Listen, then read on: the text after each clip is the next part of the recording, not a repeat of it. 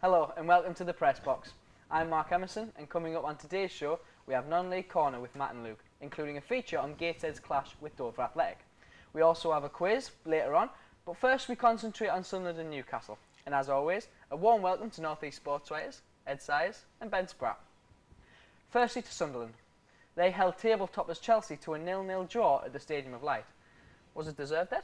Yeah, I think it was deserved actually. I think a lot gets said about Chelsea, how it was 2 points dropped, and I think those Chelsea fans will definitely feel that it was 2 points dropped. But no, I think Sunderland really did deserve that draw. I think the first half was more battling, a lot more defensive kind of orientated there. I think we held back. Chelsea did commit a lot of men forward in that first half, and I think it was important that we made sure that we kept them at stalemate. The second half, I feel like we played with a bit more freedom. And I do feel like we got them on the back foot a little bit, and I think by the end of that match, we had one or two chances where we could well have gone and grabbed that win.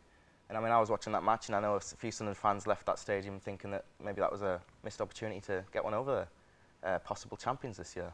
Chelsea's always going to be a difficult game. You know, they've unbeaten so far this season. Teams are still sort of working out how to play against them, and I thought Sunderland actually did it really well. They sat, as Ed says, sat back early on, and as they grew into the game, there was a time where Chelsea almost looked more threatening when Sunderland attacked because it gave them more room to play in. But Sunderland played it really well. I think it was similar to how they played against Manchester City in recent years. Obviously, they didn't get the goal that they have with in the City games, but it's a really good, well-earned point.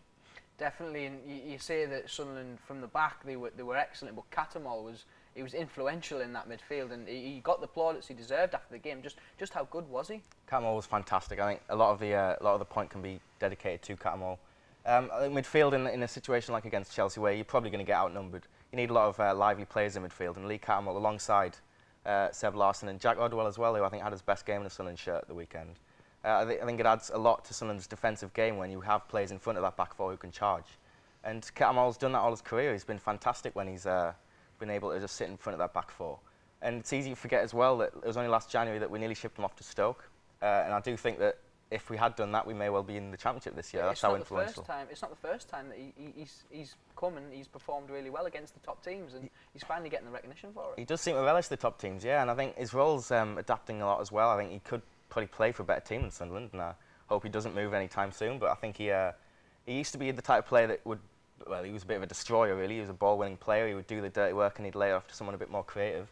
But I think in the past year or so, since Gus Poyet's come in, I think he's really adapted his role, and I think people are starting to realise that he can actually play a bit. Is that reputation of him being a hard man and being, you know, a bit of a liability, is that beginning to waver now? Are we seeing the end of the bad boy image for Lee Catamol? I certainly do think that, yeah. I think when we signed him under Steve Bruce, I think a lot of the time you got the feeling that he was getting yellow cards because he was Lee Catamol. And a player in that role will always pick up bookings. It's as simple as that. The role he does, he's going to tackle, he's going to foul, simple as that. But no, I think recently he's kind of cut that out of his game. I think it was a bit of a weakness. He was a bit of a liability that when he got booked, he was suddenly half the player he was, because he was very wary of the fact that he couldn't go and do his natural game. And now he's getting a lot fewer bookings. I think he has already picked up his 5-match. He's already picked up 5 yellow cards this season, so he's has had his suspension. So I think to say that he's completely a different player now is a bit naive. But yeah, I think he's really cutting out his game, and it's showing for Sunderland. I think, as you say, Catamol was absolutely crucial, but I thought it was a really good team performance. There were lots of individuals that stood out. Pantilimon, we've said, has really come in and picked up where Manoni was struggling a bit, and John O'Shea had a good game. But two players actually Ed criticised last week, and Connor Wickham and Wes Brown, I thought were both really superb. Wickham kind of offered a forward threat where perhaps he hasn't, and he worked hard, which was perhaps another criticism of him before. And Brown was back to his reliable self. In a game where a lot of the time was spent in Sunderland's kind of final third, there was a lot of scope for perhaps a defensive error, but Brown particularly was excellent. It was also nice to see a part of Wickham's game in the defending. I mean, we know the system that they played. They got the wingers back in to double up on Hazard and Willian on both sides. It was nice to see Connor Wickham getting back, getting into those positions and being disciplined. It shows a whole new side to his game. I think it's important for wingers to do that as well, especially, as you say, against the big sides. And with Adam Johnson on the other side, neither players have particular history for tracking back and being defensive like that. And to be fair, I think Adam Johnson as well was very he put in a good team effort, I think. But Connor Wickham, even going forward, I did say last week, I'll hold my hands up, that I said that he was a very ineffective player on the left-hand side. What he did against Chelsea was, not only did he battle defensively, which I think is important, I think he kind of played a bit more of a central role, and I think he offered support to Stephen Fletcher and later on Josie Altidore when he came on, to kind of offer that second striker when Sunderland were going forward. Defensively, he could track back as well, which meant that we weren't committing too many men forward while Chelsea were on the front foot, and I think that's very important as well. Talking about the system as we are, they've got big games against Manchester City and Liverpool, top teams. Liverpool, you know, they've been having a poor run of form, but they're still a great side. Can you see this kind of formation working well against them teams? I think it's a system that suits the bigger games, as you say. I think the back five in particular are looking very strong at the minute. I think it's 4 consecutive games now that we've had the same back five, and I think unbeaten in those games. And yeah, I think the thing is against Chelsea, we allowed possession. We allowed them to have the ball in front of our back 10. We had Fletcher kind of chasing at the top, and then we just allowed them to sit back, and they pushed so many men forward as well. So I think if we keep doing that against City, I think there's no reason why we can't go and do the same thing, because City have been far less impressive than Chelsea have this season. They notoriously find it difficult at the Stadium. Yeah, they do, yeah. I think 4 consecutive 1-0 defeats at the Stadium of Light, and they dropped a few points at the Etihad as well in those 4 years. So, yeah, no reason why we can't go out and get some points against them. Definitely. And now on to Newcastle, who also look to extend their winning run to 7 games in a row. However, a goal from West Ham's Aaron Cresswell condemned the Magpies to a 1-0 defeat, with Moussa Sissoko being sent off in the later stages of the game. It was a bit of a stupid red card, really, wasn't it, Ben? It was. It was a 30 seconds of idiocy on a day where there was a lot of poor decisions, to be honest. You know, Jack Colback, Papi Cisse, Sammy Amiobi all had opportunities in the final third to maybe pass the ball, look for a brighter pass, and it just wasn't happening. There was a lot of players doing perhaps silly things, and Sissoko's, I can understand his frustration. He was one of the only players who was perhaps making things happen, and you know, he gets a soft decision given against him and he can't help but take out the frustration, but 30 seconds later he's given away another foul, and it just looks so stupid. And well, players know it's going to lead to a yellow card. It is. It's one of those things, I think. But it makes Jack Colback's also picked up a suspension in that game, and it makes his look even more stupid now. The fact that, you know, 2 key midfielders have both managed to get suspended at the same time in an already injury-hit squad, which is far from ideal.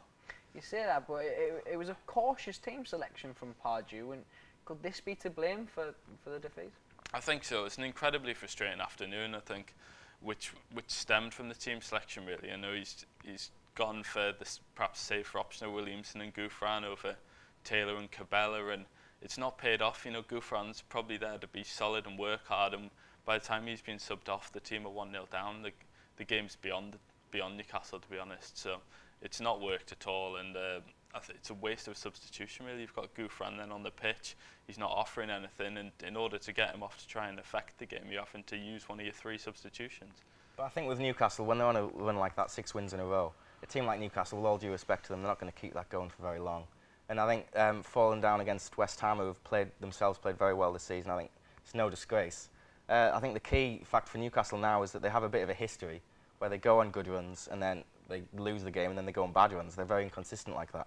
So I think Pardew, I think it's going to be top of his mind to make sure that they get back on the horse against Burnley midweek, and then a difficult game against Chelsea at the weekend. Is that a difficult stat, though? You know, you say they go on bad runs after they have seemingly good form.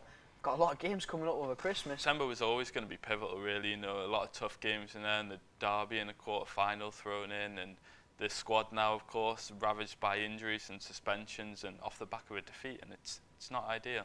But we know that they've had some well-documented youth players, you know, Adam Armstrong, players like that coming into the side. Sammy Amiobi himself, he's also quite a young lad. They could be key over December for Alan Pardew. Well, they're going to have to be. You know, you look at midweek against Burnley, and you look at Jack Annick, Remy Street, Lubo Saka, all yet to make their debuts, and all 3 of them could be starting. Realistically, the squad is completely to its bare bones. The under-21s played on Monday night, and just looking at the defence there in the under-21s was so weak because their better players have had to be involved in the first team squad, and it's a struggle at the minute. It's gone from a really positive run to looking like dire straits at the minute. Yeah, and going back to Sunderland, their under-21s were also in action, luckily on Sky Sports, which is great for their confidence. You watched the game. How did they play? Yeah, lost 3-2, but I think we did play very well, actually. I think Robbie Stockdale, the coach, made it quite clear earlier on that it wasn't about results as far as he was concerned. As long as the players are playing well, as long as they're developing well as men, and his footballers, then that's kind of his role at the club. And I think that's part of the reason that he came in and replaced Kevin Ball. I think Ball was more stubborn tactically than that. I think they want kind of the same system played throughout all age levels. And I think last night there was a lot of positives for Sunderland. I think some individual performances as well. I think Magnew scored a goal. I think he looked very positive. I think Manjon and Watmore are two of the bright sparks there, and I think they combined very well as well. I don't think there's anyone in that squad that can maybe jump up to the first team just yet. I think Sunderland are in a position where they need as many senior players as they can get, to be honest. But yeah, I mean, a lot of positives to take despite the defeat, I think. And looking forward to the games midweek and at the weekend. What are your predictions, Ed? Go with you first. Yeah, well, I think the Chelsea results kind of made me a lot more optimistic, cautiously optimistic, I should say, against Manchester City. I think we'll probably, I can't see another 1-0 win, I'm afraid. I can't see 5 in a row. I'm going to go for a defeat for Manchester City, but against Liverpool at Anfield, I think anyone can take points there at the minute. I think that we could easily nick a 1-0 draw there. And how about for Newcastle, their game at the weekend? Well, the Burnley game, I think it's going to be tight. It's going to be difficult with such a weak squad, really. I think that might be a defeat. Burnley are on a good run, and Chelsea again. It could easily be 2 defeats this week, I'm afraid. Well, hopefully we'll do a little bit better than your predictions. Certainly, we'll also have reaction next week to the games that are happening this week and also at the weekend. But for now, we're going to go over to non-league corner with Matt and Luke. North Shields and Morpeth Town may have been thwarted by the rain this past weekend, but the elements couldn't stop us in non-league corner. As always, Matt Riggs joins myself to go through the weekend's action. Later we'll be looking ahead to a couple of huge FA Cup games, and we also have bonus highlights from a high-flying Northern Alliance side. Start at Gateshead. Without a league win in almost a month, how would they fare against an informed Dover side? Sean McCormick and Jamie Goodenough were there for us and filed this report in association with Butler Sports TV. We're here at the National Stadium today, where Gateshead host Dover Athletic in the Vanarama Conference. The Heat head into the clash without a win in 4, and were unlucky last time out against Torquay, where a late equaliser condemned them to their 7th draw in 12 games.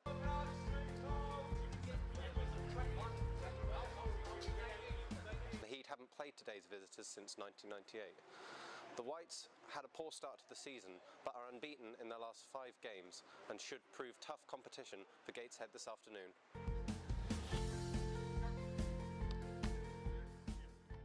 The visitors head into today's clash on the back of a 5-0 win over Nuneaton in midweek.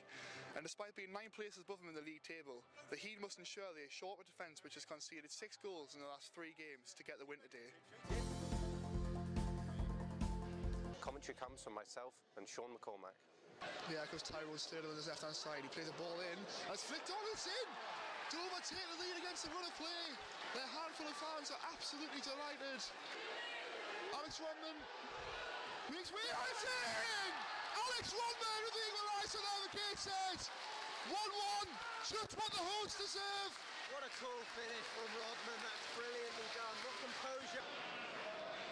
Here again, Davidix on the right-hand side now. Gets a left-footed cross in, and it's a header, and it's in! Dover retain the lead. And Sean Francis heads past Adam Bartlett. It's won by Essam, and that spells full-time. No wins in 5 now for the Heat. And a frustrating day for the Heat Army on Tyneside. We've got another league game on Tuesday. That's so important to us on Tuesday away at Alfreton. So we'll go there, hopefully pick up a win, and then we'll worry about the FA Cup and you know, hopefully get a result in that next Sunday. So the league's more important to us at the moment because that's the next game, and then we'll take the next one after that. So another disappointing result for Gateshead there, who dropped to 9th in the table and will need to quickly regain form if they are to match last year's playoff berth. They face a trip to second from bottom Alfreton in midweek and will hope to re-kick their form from earlier in the season. This has been Jamie Goodenough and Sean McCormack. As the guys found out, the Gateshead lost at the weekend down to 9th, and they're in danger of being left behind by the top sides, aren't they? Yeah, and it's without winning 4 games for Gateshead, so they're now 14 points off the leaders Barnet, so really off the pace and even 4 points off the playoffs now. And you know, I think in the games they've had, they've created those chances but haven't been able to put the goals away. So after this FA Cup weekend that comes up now, they'll have to get back on track in the league and look to get back in those playoff positions. And we spoke of their poor defence in our last couple of shows, but it's also their inability to score and put away the chances that's now hampering them as well, isn't it? It is, yeah. You know, Alex Rodman is chipping in with probably most of their goals, the majority of their goals, you could say at the moment. And it just seems like they're not really being clinical enough. You know, they're probably creating more chances than most sides in most of their games, and at Dover that was the case. And I think, you know, they need to come out of the traps faster maybe as well.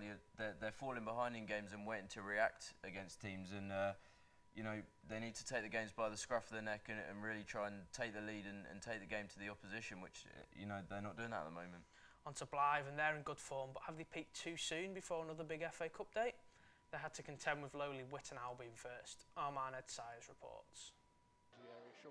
Blythe Spartans grabbed all 3 points with a 2-1 win over Witton Albion and took the lead when Dan Maguire latched onto Robbie Dale's through ball to finish.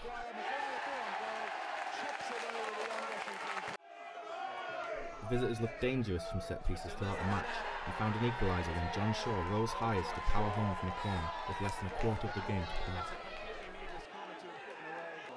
But with 5 minutes remaining, Blythe grabbed the winner. Substitute Matty Wade, with his first touch since coming on, got on the end of Jarrett Rivers' cross to give his side a 2-1 win. Another win there for Blythe, as we already said. They're in good form, and it pulls them clearer away from the relegation spots, Matt, but that table's probably a little bit deceiving, isn't it? It is, yeah, and Blythe have only played 16 games, and the leaders, Skelmersdale, they haven't had too many cup games to deal with themselves. Have played 25, you know, 9 games in hand on the leaders is incredible, and I think they're 29 points behind the leaders, Skelmersdale, and if you did the maths on that and they were to win all those 9, they'd only be 2 points behind. So, you know, if they really do go on a winning run now, they've beaten Kings Lynn and now Witton Albion at home in a row. If they continue that winning run in the league, you know, I think they'll be coming up short of just of the playoffs. And with the FA Cup run that they've had so far this season, you know, they'll be extremely, you know, happy with that.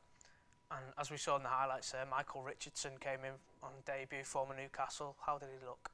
He looked really impressive. When I was at the game, in the first half especially, he looked very powerful. You know, he's a tall guy, but he's got a lot of pace about him, a lot of strength, and you know, he did stand above the players on the pitch. I think he was best player in the first 45.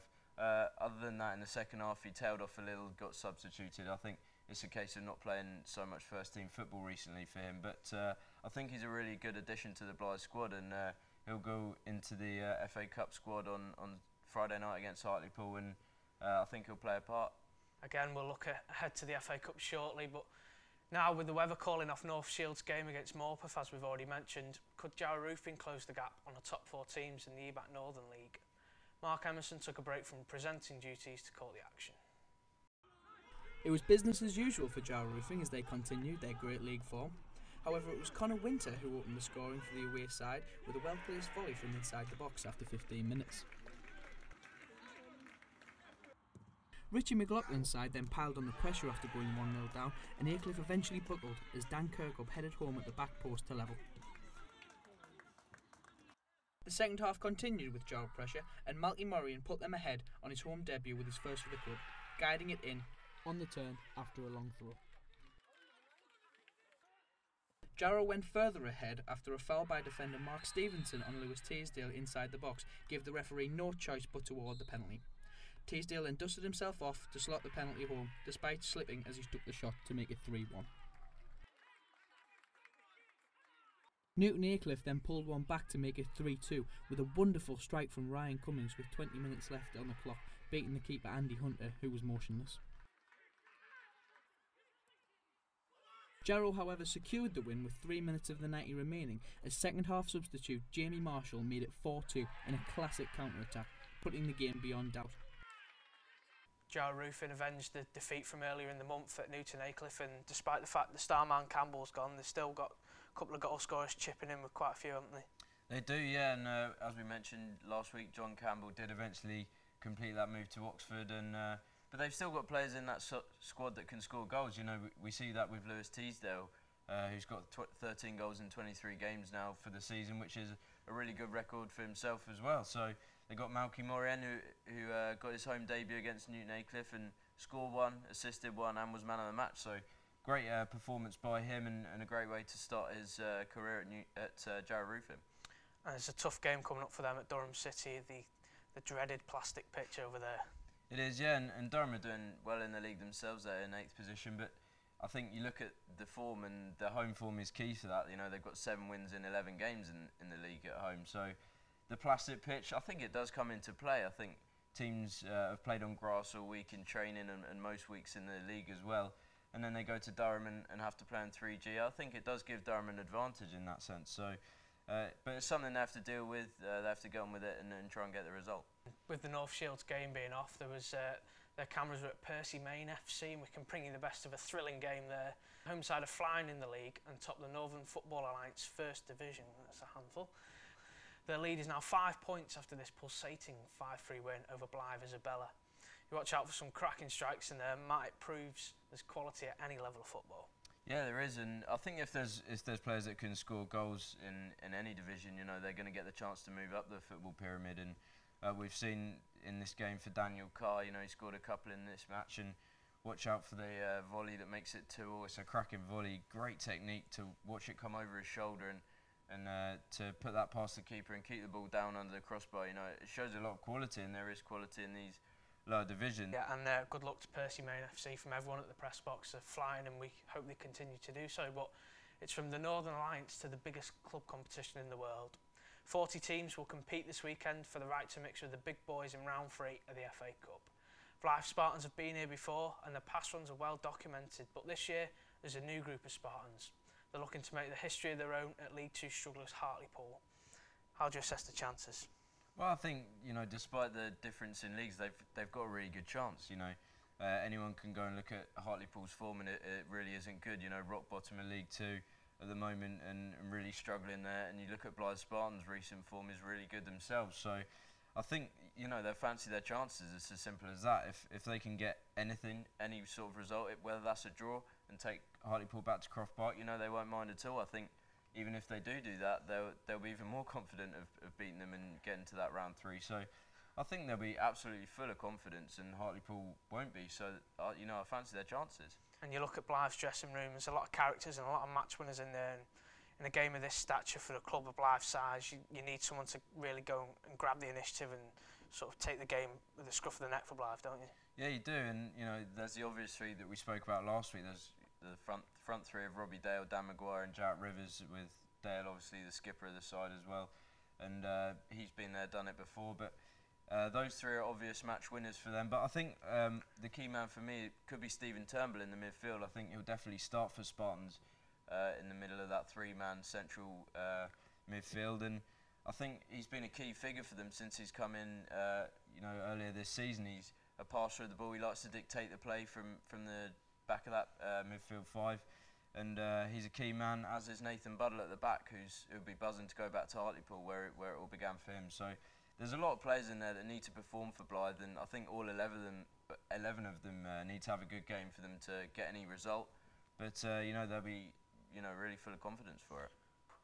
Gates said they're taking on the lowest ranked team in Warrington Town, so you'd fancy the chances, but having looked at what Warrington have done up until the 2nd round, you can't be sure, can you? Yeah, so as we saw in the last round, they beat Exeter City in the 1st round, so they've got experience beating a high-placed side, and, you know, like Blythe, they go into the match as underdogs, taking on a team in a few divisions above them, who themselves are in bad form, Gates said, like Hartlepool. So it's not a dissimilar situation, and Warrington themselves haven't lost in four games. So I think they'll go into the game with a lot of confidence. It's on TV again like the 1st round, so they've got experience of playing in front of the cameras, and everyone at the club will be really excited for that match. And we'll have a reaction from all those games next week, and we'll also have reporters at Whitley Bay's FA Vars match with Dunstan. Good luck to both sides in the FA Cup. We'll see you next week. Cheers, guys. Now, just before this week's quiz, it's North East Player of the Week. Hot on the heels of his North East Sports Writers Player of the Year award, Lee Catamol is the Press Box's North East Player of the Week after his fantastic performance against Chelsea. Well done, Lee. Now, after last week's success for Newcastle, we go back to our quiz, and joining us today we have Ali Cement and Ed Sayers on the Sunderland team, and Tudor Tamas and Ben Spratt on the Newcastle team. So again, the rules are simple. We're just going to play the buzzer round. So the first question we're going to start off with today: what club did Tottenham buy Eric Lamela from? Newcastle. Roma. Roma is correct. Who did Roma beat 4-2 at the weekend? Newcastle. Inter Milan. Inter Milan is correct. Who is the Inter Milan manager? Roberto Mancini. Very quick on your buzzer there. Well done. We've got another point in Newcastle. Sunderland keep up. What item of clothing was Roberto Mancini famous for wearing? It was Newcastle again. Scarf. Scarf is correct. You're running away with it. Who was Manchester City's record signing? Sergio Aguero. Hesitation. Was correct again. Guys, where? Come on. How many goals has Sergio Aguero scored this season? Sunderland. 12. 17. Oh. Tune the Tamas. 17 is correct. I thought. Famed for his backflips, who was Sunderland's famous number 17? Kenwyne Jones. Kenwyne Jones is correct answer. Eventually, you got something on the board. Back in the game. Back in the game. Next question. Who did Manchester United sign Phil Jones from? Blackburn Rovers. Blackburn Rovers is correct. Question. Where did Blackburn play their home games? Ewood Park. Ewood Park is correct. And this could be quite pivotal because the next question is worth 2 points. And you both get to answer this. And it's the closest person to the correct answer. And the question is, what is the capacity of Ewood Park? Now, I'll give you a little bit of time to think.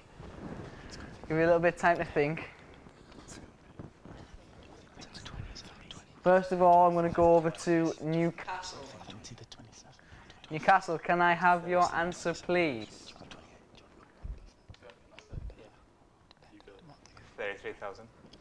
33,000. I'm going to go at 32,999, please, Mark. I can reveal that the correct attendance for Ewood Park is 31,154. So, Sunderland, that means you got the 2 points. It was a lot closer than we originally thought, with Sunderland stealing the last few questions there. Just going to go upstairs now and tot up the answers. Can reveal that by 1 point, Newcastle take it. They take it 6-5. So even with the last question, unfortunately, it wasn't enough. But it was stealing away with it, lads. First, you took the first 6 questions nonetheless. So just not quick enough out the blocks. Nothing we could have done. Nothing you could have done. Slow starting. Well, next week we will be having another quiz, so stay tuned for that. But until then, don't forget to subscribe to our YouTube channel and to follow us on Twitter. Until then, it's goodbye from all of us. Goodbye.